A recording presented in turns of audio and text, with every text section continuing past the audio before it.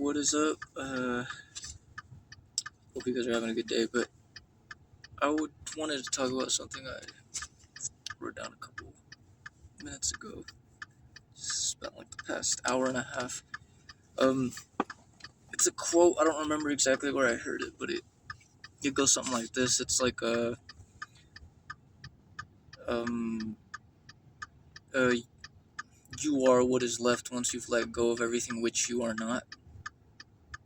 And let me turn this fucking blinker off. My blinker's broken. That shit just goes for no reason. But yeah, that's to me, it was a very thought-provoking quote, and a really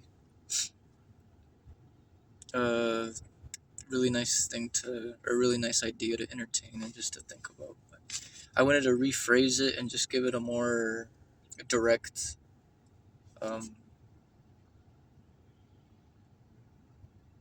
more direct wordplay, I guess. I don't know, but yeah, I'm just gonna read a couple of these, and then I'm just gonna touch on some ideas that go into it.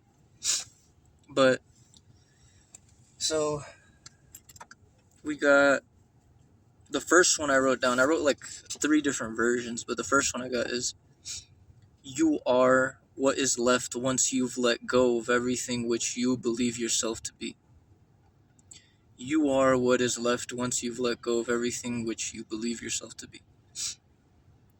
So, yeah, pretty straightforward. But I also wanted to write down this question right after, just to keep entertaining it in a way. And I put, so then what is left after what is left after everything you think yourself to be has disappeared? What is left after everything you think yourself to be has disappeared? And yeah, even that itself is really, I feel like, good to entertain, because then there's that question of, what is it that would disappear? What is it that would disappear once this body has disappeared? I don't like to say died, because I don't really believe that we do die. But anyways, so yeah, really nice thing to think about there. The next thing I got, I made it more direct to, like, in reference to I instead of you, but I put, I am what is left once everything I think myself to be has disappeared. And yeah, that's just the same quote, just directed towards I, or myself. But yeah, I'll just skip that one. That was just a rephrase. But then here in this next one, I wanted to make it more detailed, I guess, in a more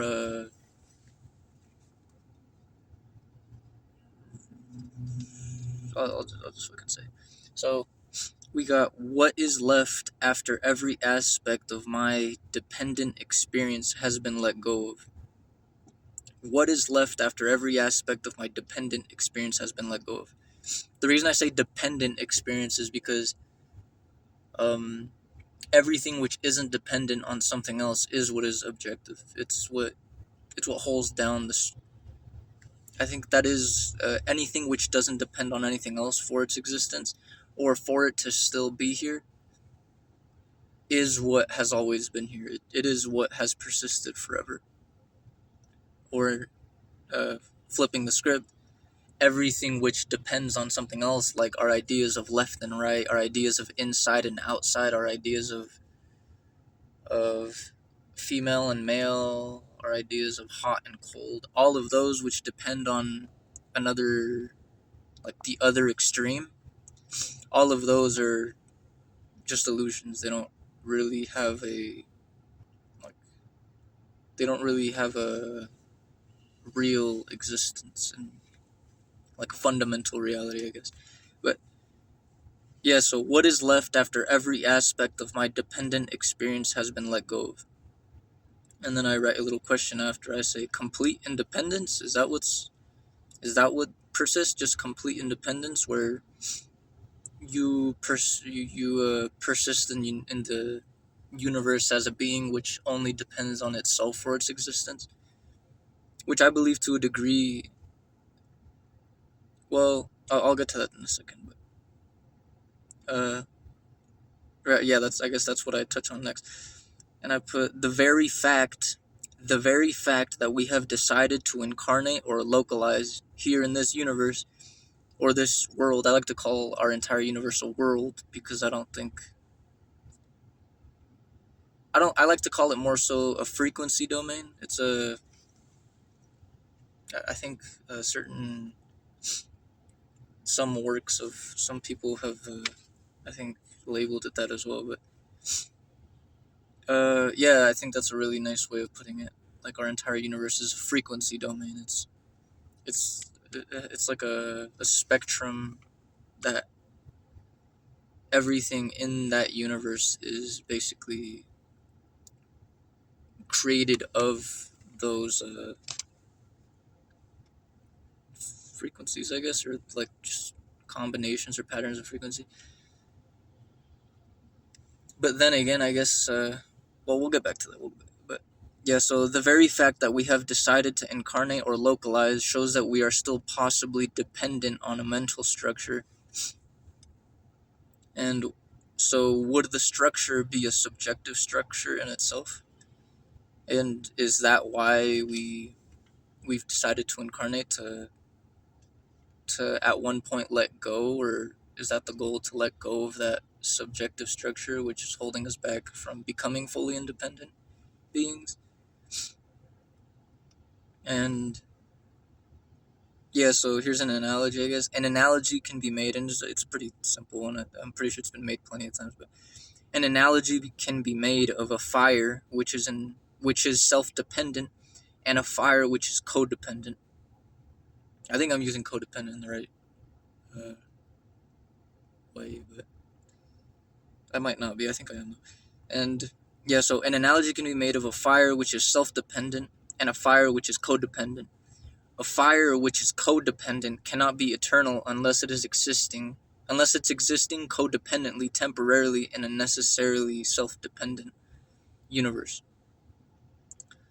Or in other words, like a codependent fire or a codependent being can't exist on its own unless it's existing codependently alongside other beings in a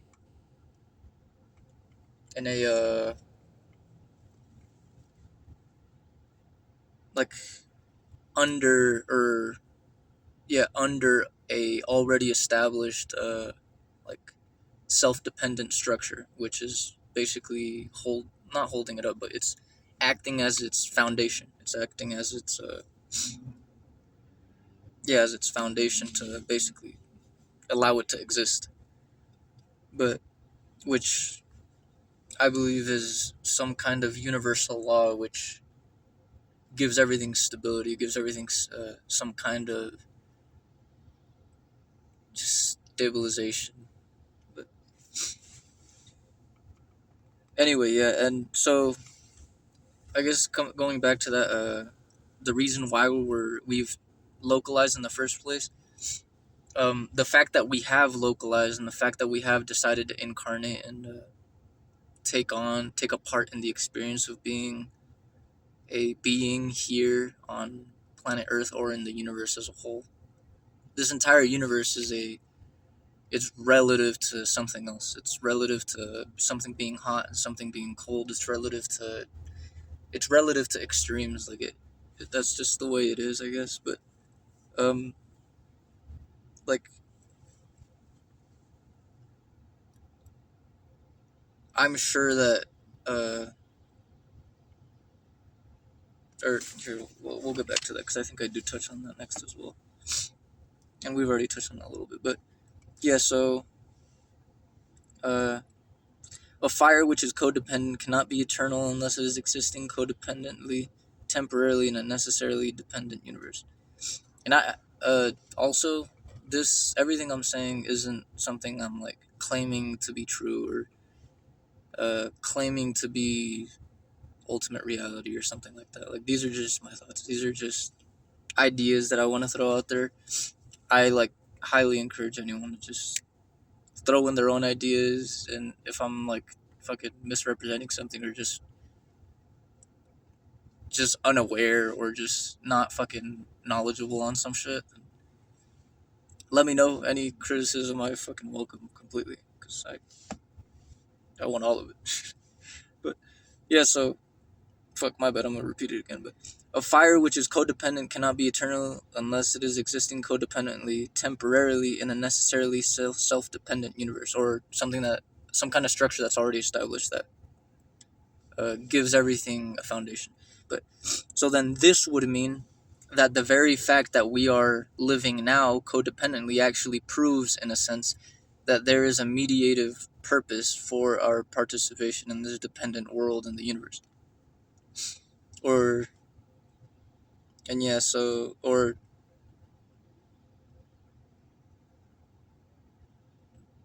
this proves, in a sense, that there is a mediative purpose for our participation in this dependent frequency domain in the universe. I don't want to say world, but yeah.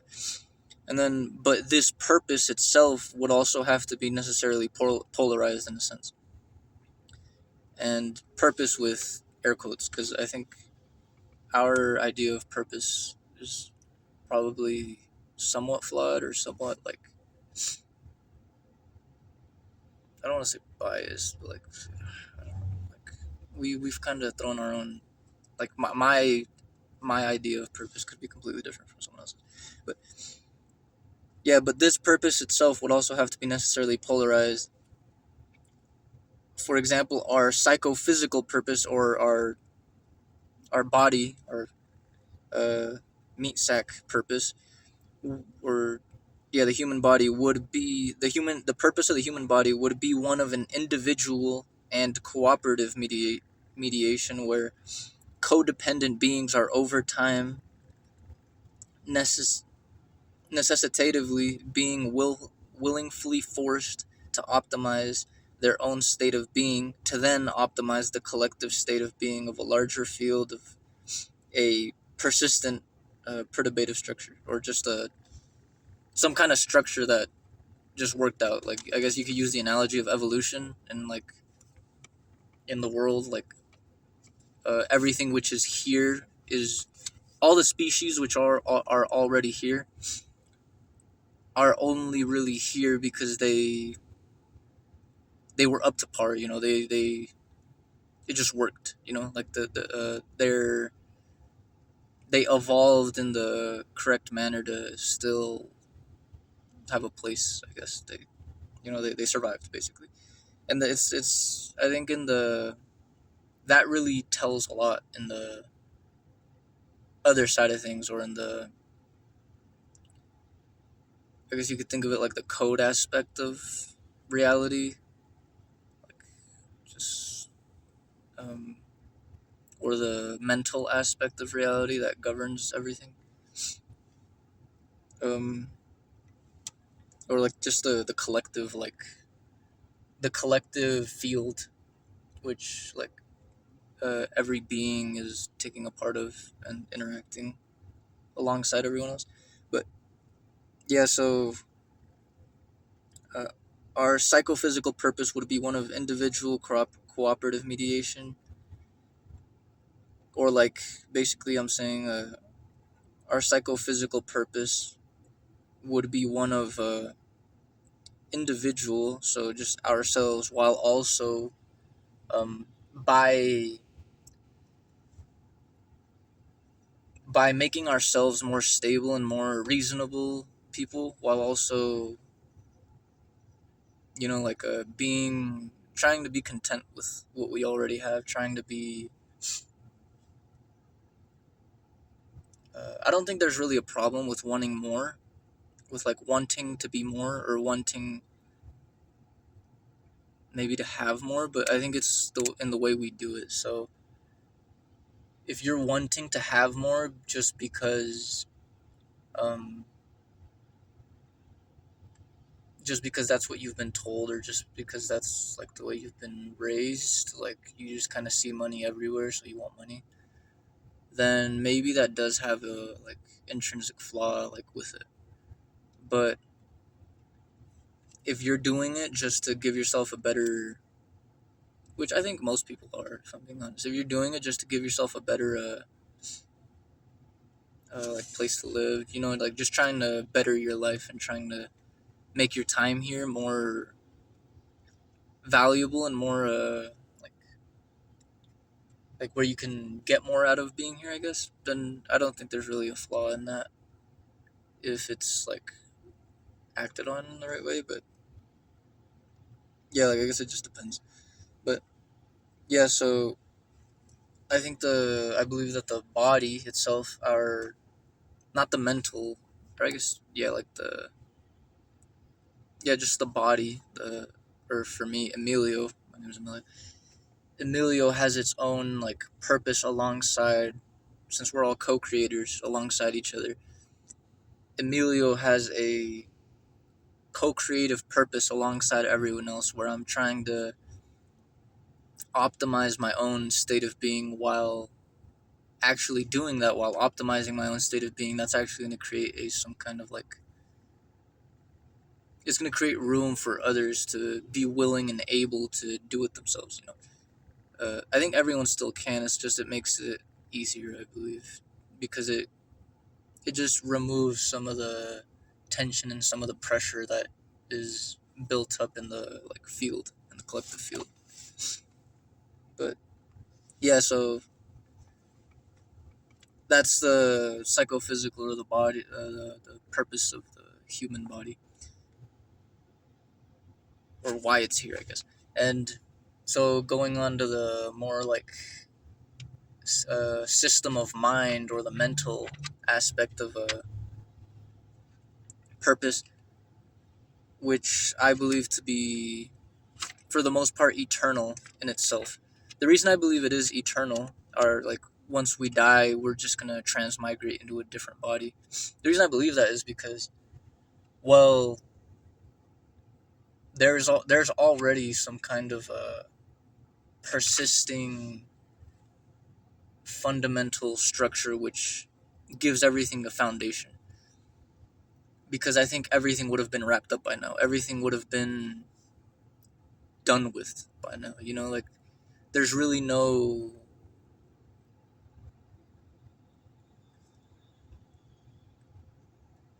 everything would have been over with by now. Like there would have been an end already, even though their end and beginning are also relative to each other. So that really doesn't have a place anywhere.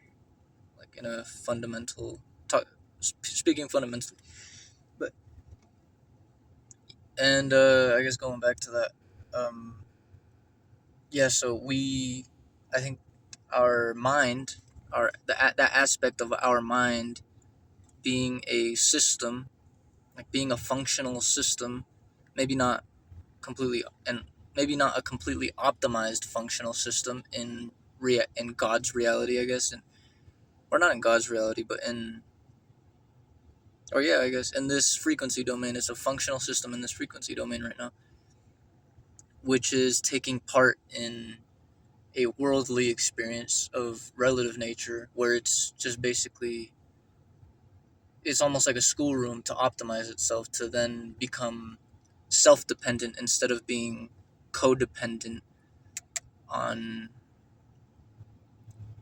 the being which created that entire universe, or in other words, the God which gave rise to this entire universe, the God which is acting as a foundation for this entire universe. I think also has a foundation itself. That being which created this entire universe, which we call God, has a foundation in itself. That does, well, I guess yeah, to a degree, I guess that law, or that universal foundation that did create everything in existence, but that foundation is it necessarily has to be there, and um, that gave room for anything to be, for anything to come into existence, or anything to come into appearance. And so yeah, so we are right now, I believe, God is almost the God which we all think of, or all think we think of, uh, is almost acting as a foundation for us, while that law is acting as a foundation for everything, including us and God. But yeah, right now that God is acting as the mediator of everything right now. That God is mediating uh, the state of being of everything. I think there's some kind of threshold which is already in place that prevents total self-destruction. The rules that maybe the rules that the I don't know if anyone's familiar with the any kind of teachings of the ascended masters, the ascended master teachings. I'm not too familiar with it, but I am like slightly, in the sense that I think we're in the seventh sphere right now. Um, I want to give like a little rundown, but I think I might butcher it. I'd just say go look at it for yourself. But to try and give like a little like rudimentary rundown, um, you can think of it like this. In the beginning, there was just pure potential. There's just like just substance, or some kind of substance, and then it creates a sphere, or that collective mental aspect of that substance, or that thing which has always been there. Just maybe there was already room to create a sphere, or I'm not sure. That's yeah. I'm not even gonna go into it. That I'm fucking butchering it. But basically, we're in the seventh sphere, and the ascended masters, or the ascended beings which ascended, or were able to completely optimize themselves in the world of experience, which was in the sixth sphere. In the sixth sphere, they took on an experience in the sixth sphere, which was its own. It was governed by its own relative nature, possibly. I don't know if it was some kind of relative nature, or maybe it's just something that's outside of our. Like, we just can't conceive of it. We can't conceptualize it, but it had some kind of boundary, since here we have this boundary and this limitation of relativity, where everything's relative to other things. Um, we they also had something like that, where they ascended from that. They were able to able to get past it. They were able to transcend that aspect of limitation that they were willingly brought into. And now after that, all of those beings which ascended from that sixth sphere create a new sphere. It's like a thing that's being passed down constantly, a sphere after sphere, or universe after universe. I don't like to call it a universe. I like to call it more of a frequency domain. It's basically a boundary that's set, and there's an entire world or universe that's created through that, or out of those boundaries that are set. And that's our universe right now. We have a set of boundaries which our universe is created out of, and we are participating in uh, basically optimizing it and creating a stable creating a stable like just create making a more stable scene here, I guess, or just creating more stability, and just like helping to mediate it ourselves. um and so yeah, I don't even remember what the hell I was in. Hold on, give me a second. Yeah, I had to get that check. Oh, it's the fucking heater's been on this whole time. That's why. But yeah, so I think we're here participating in this world to uh, excuse me, but we're here participating in this world to uh, co-creatively create more stability in the structure which has been set, or has been created by the boundary which was set by the ascended masters. Or that's what they call them. I don't know if that's really like the name that they want to be called. That's what most people in that community have said, that the ascended masters themselves said that they're called the ascended masters, which in itself that name is a little egotistical, but then at the same time it's not, because if you think about it, to us, uh like once we do ascend ourselves, technically we are going to be ascended masters in our own respect, compared to the beings which we're going to allow to which we're going to act as a foundation for, next, like once we do ascend from this sphere. But anyway, yeah, I think we're here to basically create room in ourselves, in our own state of mind, or create, uh, or I guess just create stability within ourselves, and just get rid of all of this relative and self contradiction within ourselves, in order to be able to be completely self dependent, and in order to learn how to create stability, learn how to create,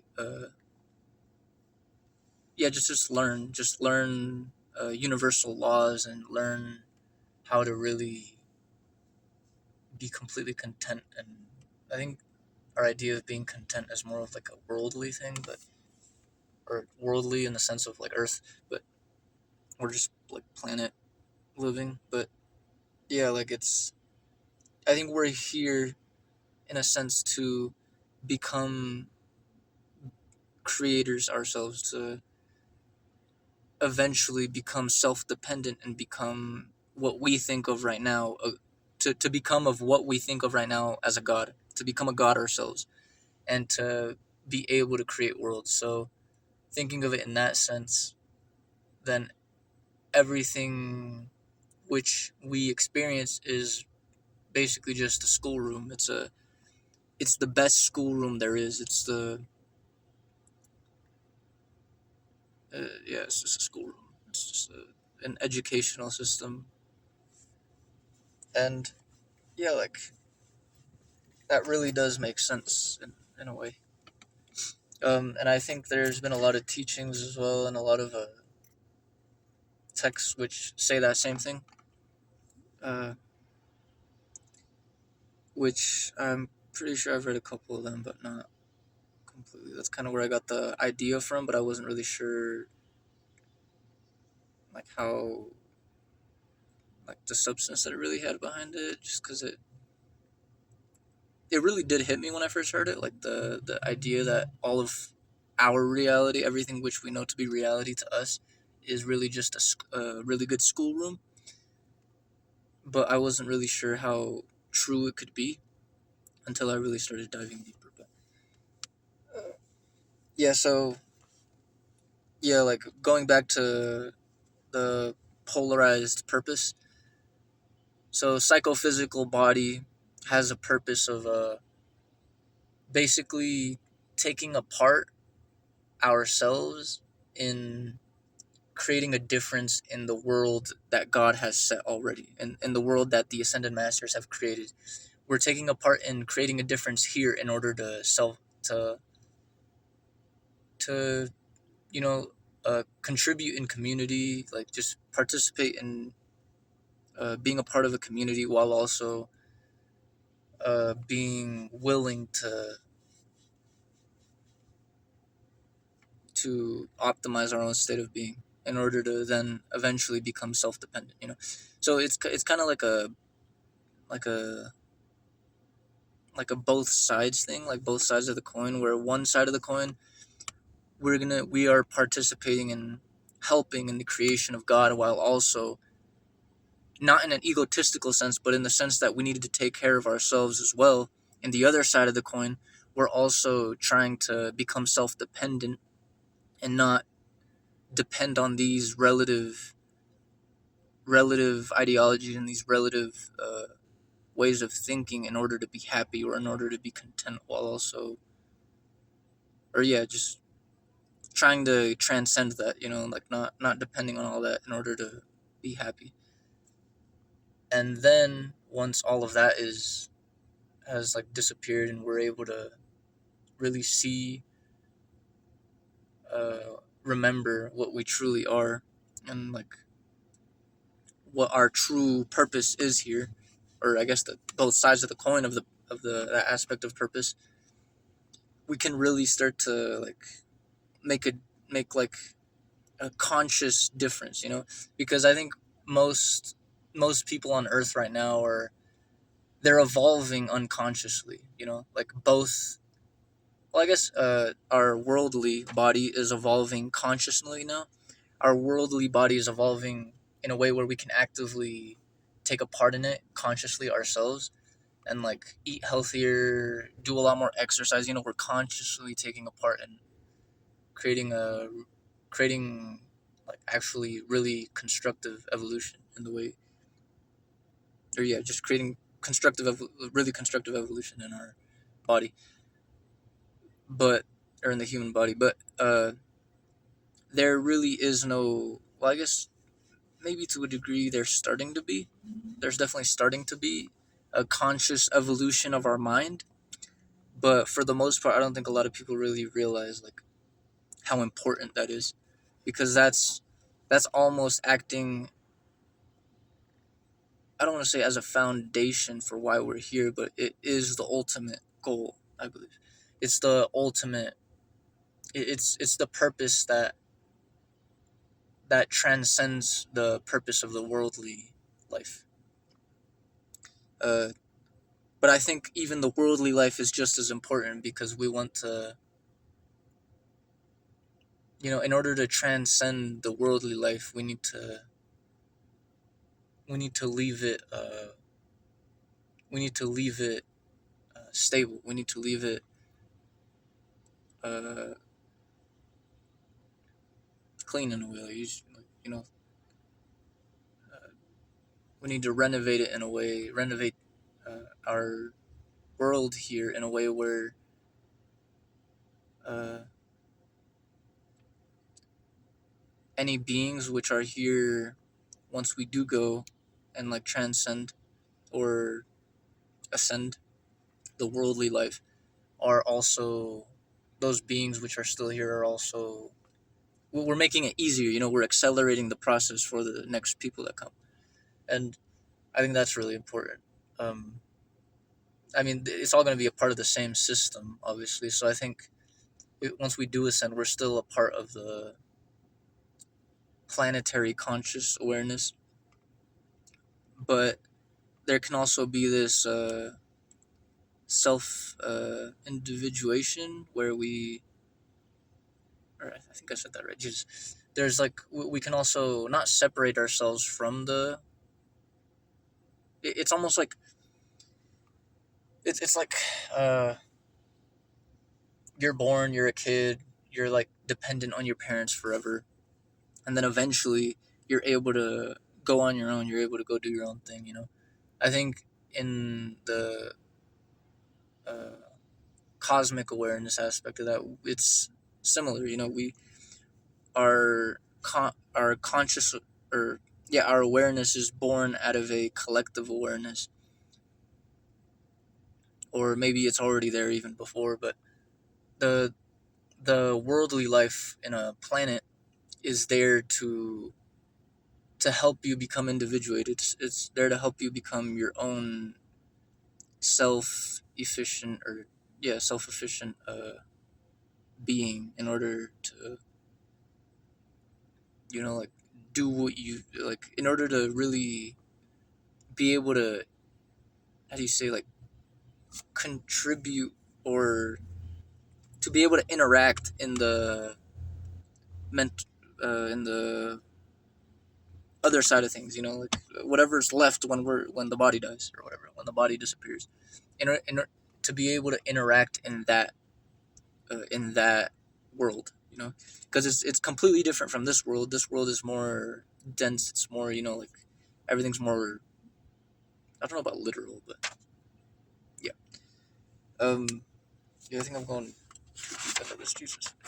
But yeah, and then there could be possibly not a third, but like a universal aspect of purpose as well, where that universal aspect of purpose would be a purpose which is just it just has a mediative nature. It just I think that that's what I was talking about before. How nothing can ever truly destroy itself. Nothing can ever totally and utterly destroy itself. I think that's why this is here. That's why we're taking a part in this right now, in order to not truly destroy ourselves by taking a part in some like uh imagine we're not here and we're in the other side of things. You know, we're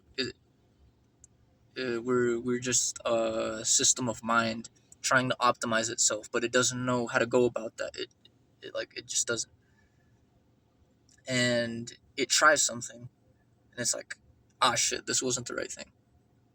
Like, what are the consequences of that? Like, could it destroy itself by doing something like that? Like, I don't think something can truly destroy itself, but I think it can create destruction within itself in a way where it's not going to be able to get itself back. You know, like it's still going to be a stable structure there, but it's like it's going to create destructive. It's going to create a destructive difference within itself instead of a constructive difference within itself. And I think that's why all of this is here, because everybody who is here has that will to want to be better. You know, they want more. They want to be more. They want to create a constructive difference. Even though there is a lot of violence, I think underlying all of it is a want to be more, regardless of whether it has like ignorance behind it, regardless of whether it has like some people are just egotistical and they don't really care for others. Like I think behind all of that, there really is some kind of like a want to be good and want to be um, like self-dependent, like yeah. Anyways, let's see if there's anything else to touch on. I don't think so. I think that hits all the things. I've just been drawing a bunch of random shit too. Yeah, that's about it. Here, let me show y'all something that I just be fucking drawing for no reason. I used to draw this as a kid at school on my arm. It looks kind of fucking emo or something, but it does not matter. I don't care. Or how to. Oh, I can't. You know, that's how it would be, I guess. Or I guess I could do this here. I used to draw this shit on my arm when I was a kid. I draw like a center dot in the like this part of my wrist, in the center of that part of my wrist, and I draw like four lines going outward, kind of trying to make it symmetrical, and then just draw like a massive amount of branches. And I really like how that looks. It's like just one little like substance, one thing expanding out and just just reaching out and creating this massive like system kind of. It's like yeah, I don't know. I just be drawing shit for no reason. It's really nice though. I think it's pretty cool. I might just get that shit tattooed or something. Anyways, I'll catch you.